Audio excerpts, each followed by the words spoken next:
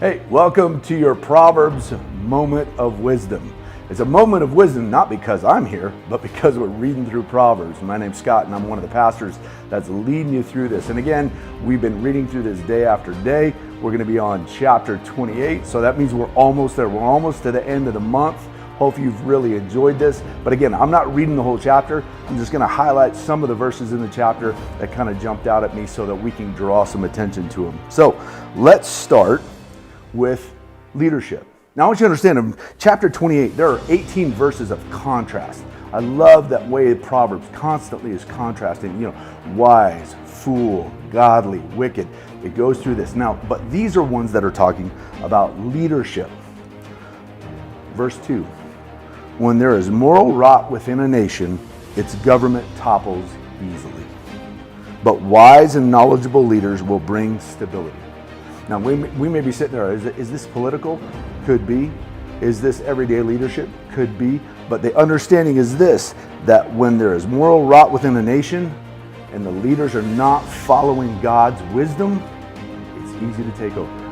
Now, I don't know about you, but I've seen it throughout the world in different places. And unfortunately, sometimes I see it here right in our own nation. But wise and knowledgeable leaders, wise and knowledgeable in the ways of the Lord.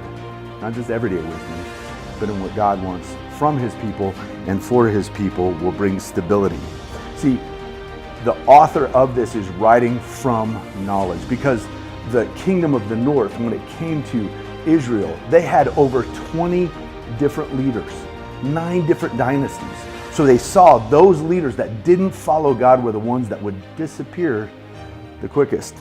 But then it goes on in verse 12, and again, talking about leadership.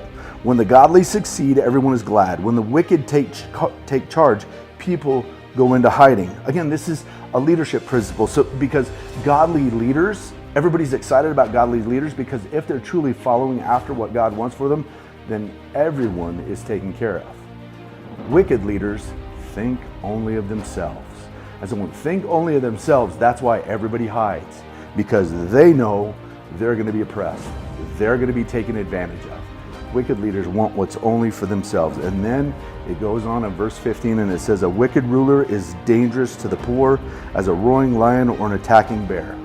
Why? Because a wicked leader is out for themselves. So if you're not being cared for, if you're not being taken care of by the church or by godly people, they're coming after you.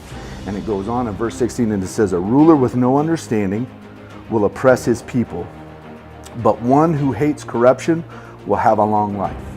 See, that's the difference between a leader that leads for himself and a leader that leads for the people. A leader that leads for the people hates corruption, and that person's going to have a long life as a leader.